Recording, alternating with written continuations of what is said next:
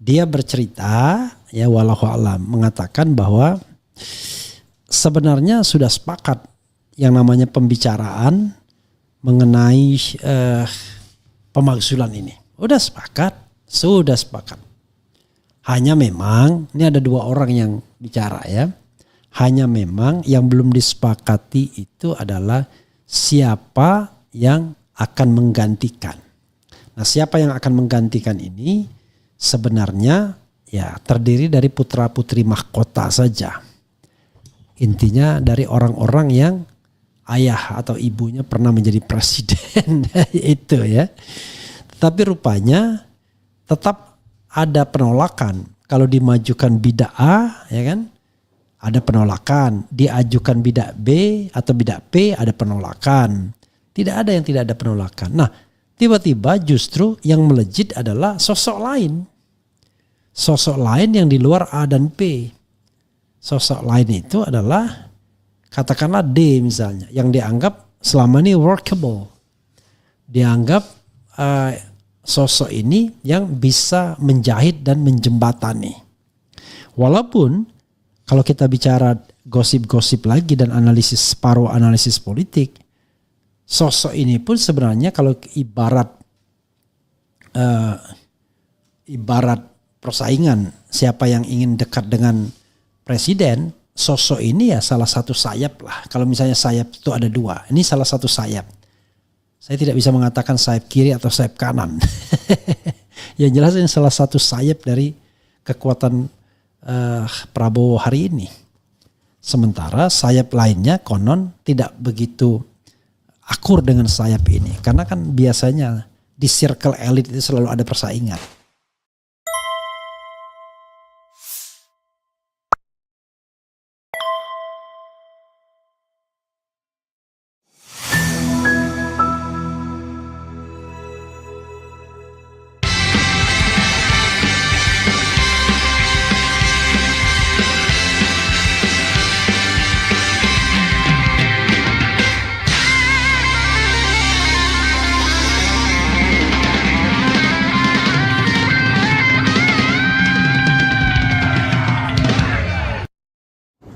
Terkait yang ada muncul 12 nama terlapor terkait yang laporan Pak Joko di Polda Metro Jaya itu, tanggapannya seperti apa Pak? Termasuk Pak Abraham Samad. Iya, begini, jadi yang saya laporkan itu adalah peristiwa mengenai dugaan pencemaran nama baik dan fitnah. Itu. Jadi saya tidak melaporkan nama. Kemudian ada tindak lanjut penyelidikan dari Polri dan muncul nama-nama itu. Jadi sekali lagi yang saya laporkan adalah peristiwa dugaan pencemaran nama baik dan fitnah. Berarti munculnya Pak Abraham Samad itu juga bukan dari Pak Jokowi? Bukan, itu karena proses penyelidikan yang ada di Polri. Kalau untuk terkait laporan yang ada di Sleman Pak, ada 3 laporan Pak. Itu tadi. Iya, kita hormati proses hukum yang ada.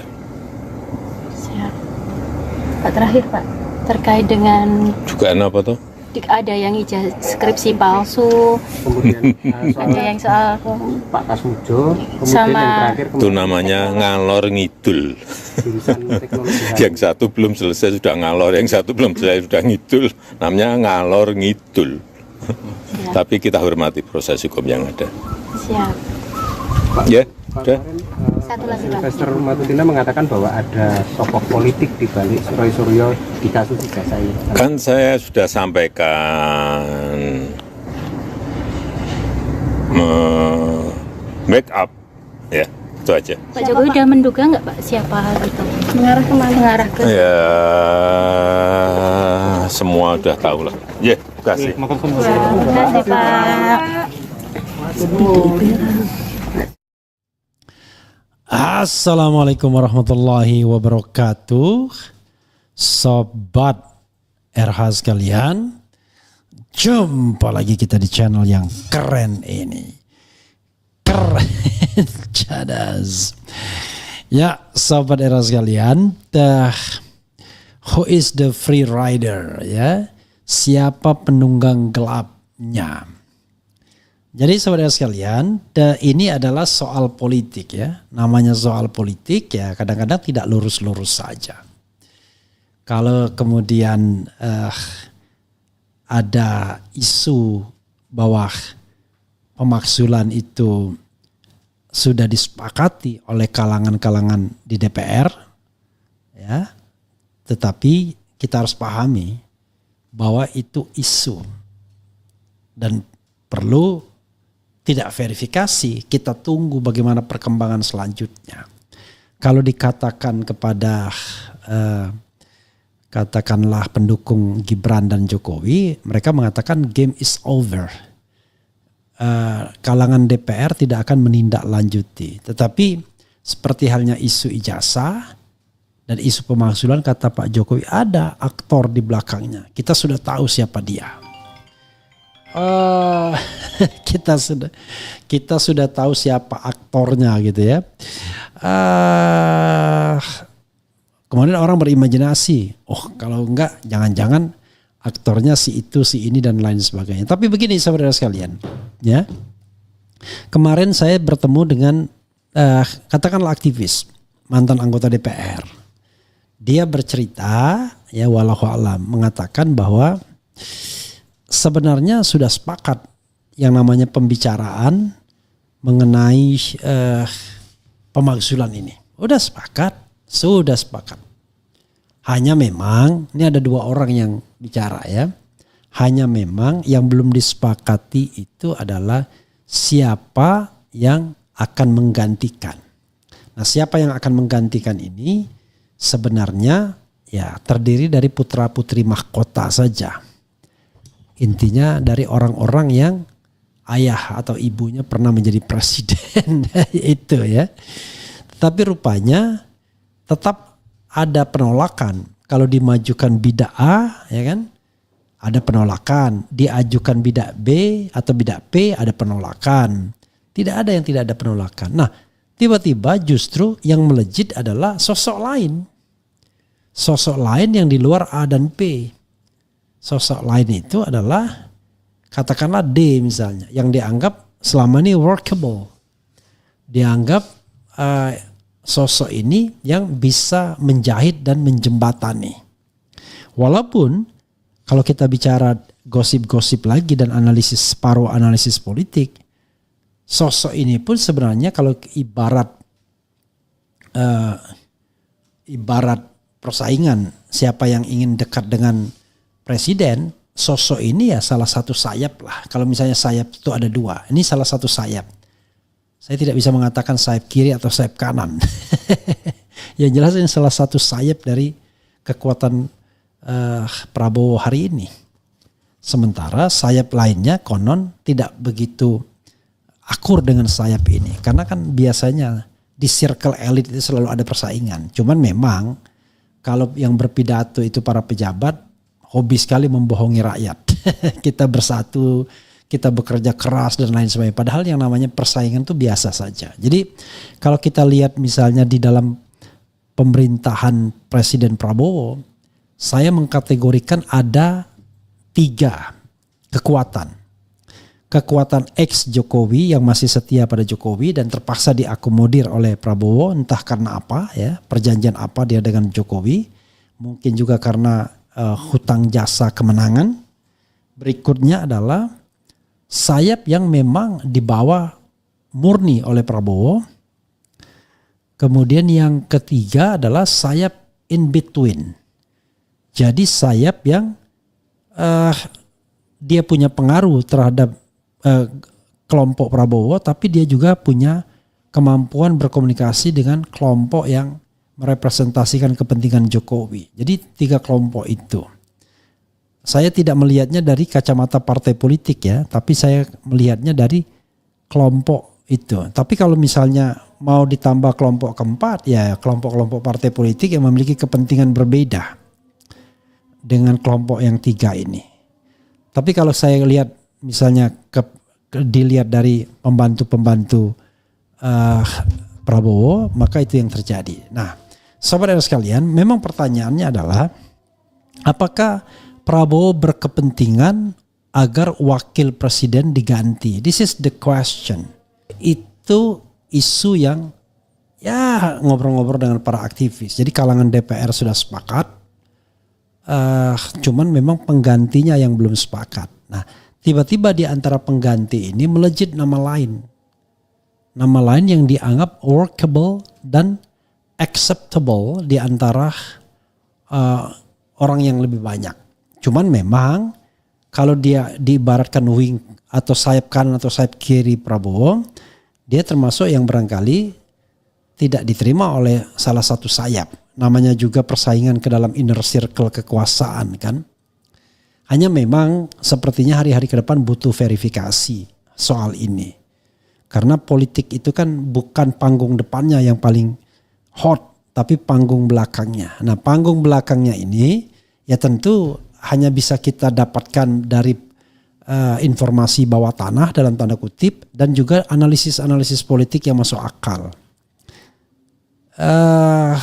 Pertanyaannya adalah apakah Prabowo akan put the vice president for 5 years? Apalagi gini, apalagi ada kekhawatiran mengenai kesehatan yang pernah dibicarakan oleh Koni Bakri soal 2 tahun selesai and then will be replaced by the vice president dan lain sebagainya. Jadi siapa bilang kemudian kondisi baik-baik saja? No. Di center of power sedang bermain catur. Dan kalau kita bicara tentang conspiracy theory, ya banyak orang mengatakan begini. Paling gampangnya adalah Jokowi berkepentingan something happen to this country and then he can put his son to be a president of Republic of Indonesia, kan begitu. Sementara pihak lain mengkhawatirkan either kondisi kesehatan atau memang sesuatu yang engineered, tidak naturally. Karena itulah kemudian siapa bilang kondisi baik-baik saja? No. Satu, barangkali dilihat dari kondisi kesehatannya time to time. Satunya dilihat masalah kapasitas, tetapi by constitutions dia akan menggantikan, will replace ya any presiden yang berhalangan, kan begitu. Karena itu sobat era sekalian, seperti cerita tentang sebuah film, daripada didahului lebih baik mendahului. Wow, jadinya kan luar biasa ya. Belum lagi kalau menghitung misalnya apakah workable atau tidak. Hanya masalahnya memang kita bicara mengenai, misalnya gini, kita bicara vice president yang not workable, kan begitu. Tetapi kenapa he is still in that positions? Sederhananya adalah karena ini baru durasinya. Itu satu. Baru durasinya belum setahun, itu satu. Yang kedua adalah barangkali his father still has real power ya, in certain areas. Financial maybe one of them, ya kan? Financial power is one of them maybe. Tetapi intinya adalah masih ada kekuatan-kekuatan yang dia punyai. Sehingga konsolidasinya belum selesai. Karena bagaimanapun the president pasti membutuhkan kenyamanan. Pertama, the vice president yang workable, dan yang kedua, ya, something happen to him and then he will be replaced by somebody, barangkali istilahnya yang di endorse ya, endorsed by him. Itu yang kita dapatkan. Nah, cuman pertanyaan kembali adalah sosok siapa yang acceptable. Nah, inilah yang saya bilang, orang kemudian mengatakan ini yang lebih diterima dibandingkan A dan B, D lebih jauh bisa lebih diterima. Mungkin saja. Apalagi kelihatan dia lincah ya. Dan tentu resourcesnya banyak juga. Not only political resources, but also financial resources. Itu yang paling penting. Financial resources itu yang penting. Tapi hati-hati juga. Kita tidak ingin negara kita terjebak kembali pada oligarki yang tidak sehat bagi politik dan ekonomi Indonesia. Jadi kalau ada pergantian dan lain sebagainya, let the process itu berlangsung secara demokratis. Ya. Misalnya Prabowo Subianto memilih orang-orang yang memang betul-betul workable bagi bangsa ini, bukan hanya menjadi katakanlah menjadi juru bicara under table. Kita tidak ingin bahwa apapun yang terjadi itu selalu under table, melibatkan negosiasi, apalagi uang dan lain sebagainya. Kita ingin put everything on the table. Jadi bukan put something on the table, but put everything on the table. Sehingga kita akan paham bahwa apakah ini layak atau tidak, termasuk juga alasan untuk mengimpeach Gibran Rakabuming Raka itu juga harus put on the table. Nggak perlu kita bicara mengenai bahwa ini adalah semacam dikatakan provokasi atau ini dikatakan semacam subversif dan lain sebagainya. Ini adalah aspirasi yang biasa saja, yang logical, yang masuk akal dan penuh perhitungan. Tapi coba nanti saya lihat ya, orang-orang yang selalu ingin memuja-muja Jokowi dan at the same time Prabowo ya, seperti kelompok Cokro TV dan lain sebagainya, kelompok yang selama ini selalu menganggap bahwa Jokowi dan Prabowo itu adalah saudara kembar dalam tanda kutip di dalam kekuasaan, nanti pasti akan terbelah ketika memang terjadi yang namanya political divided ya, dan berpisah di antara mereka. Yang saya bayangkan orang-orang pragmatis ya itu pasti akan lebih memilih bergantung kepada kekuasaan yang hari ini ada.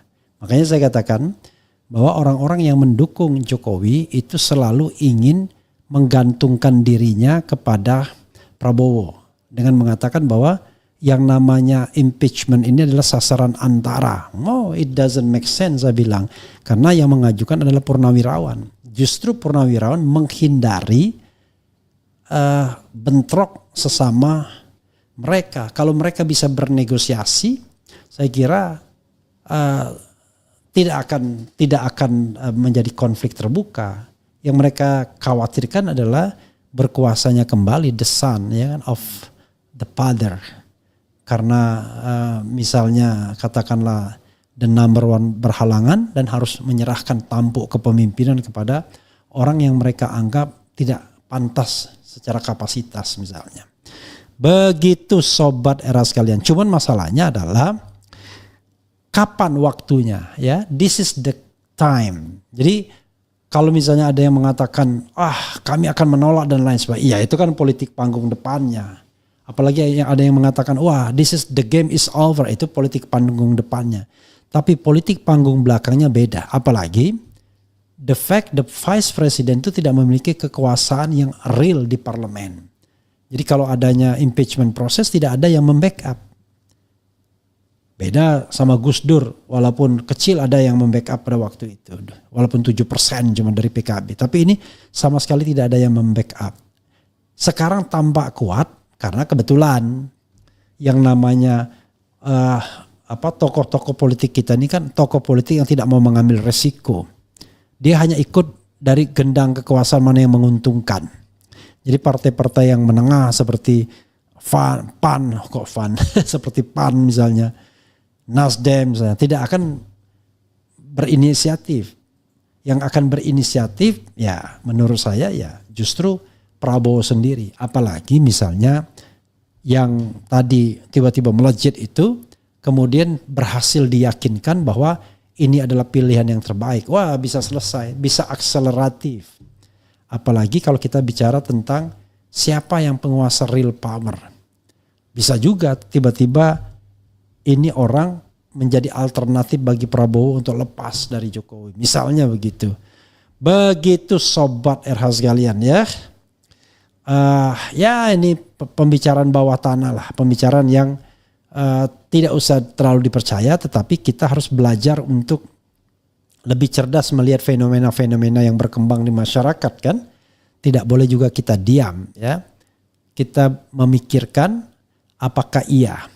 Tetapi saya setuju, tidak ada yang namanya peristiwa politik itu tidak ada maksudnya.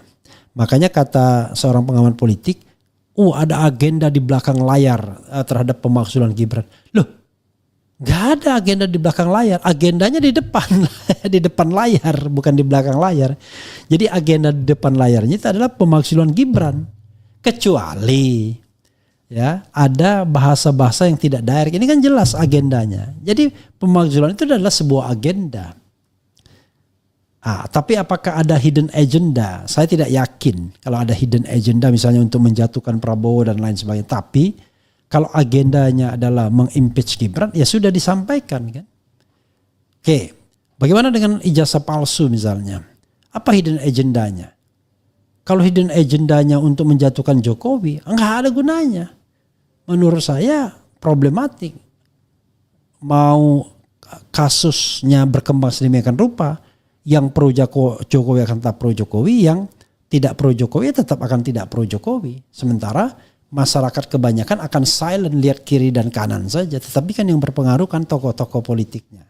Karena itu kalau dikatakan ijazah ini, ya justru kalau memang isu ijazah ini benar, yang memanfaatkan itu bukan orang-orang yang bersuara hari ini.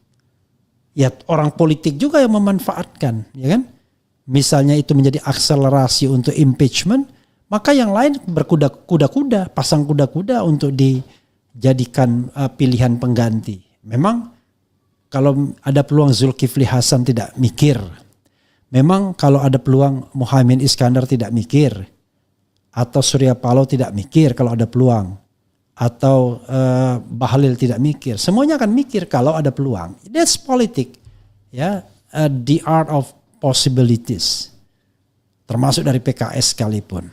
Begitu sobat era sekalian ya. Mudah-mudahan pembicaraan bawah tanah ini menjadi sesuatu yang terkonfirmasi beberapa saat kemudian. Tapi saya sendiri kalau ditanya, barangkali tidak dalam 1 tahun.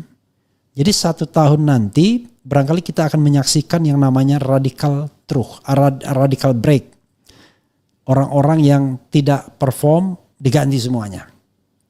Dan itu baru Oktober. Kalau sekarang Juli, Agustus, September, Oktober. Artinya 3 bulan lagi akan ada radical break. Dan tahun depan sudah mulai makin kencang isu impeachment, apalagi misalnya ternyata betul ijazah Jokowi tidak asli atau palsu. Kita lihat ke depannya ya. Kita lihat ke depannya. Sudah mulai ada spam. Saya tidak bisa lagi bacakan, ternyata komentar-komentarnya udah gak karu-karuan ya. Apalagi ya. Oke. Sahabat dan sekalian, itu saja ya, mudah-mudahan bermanfaat. Wassalamualaikum warahmatullahi wabarakatuh. Keren, cadas, cia.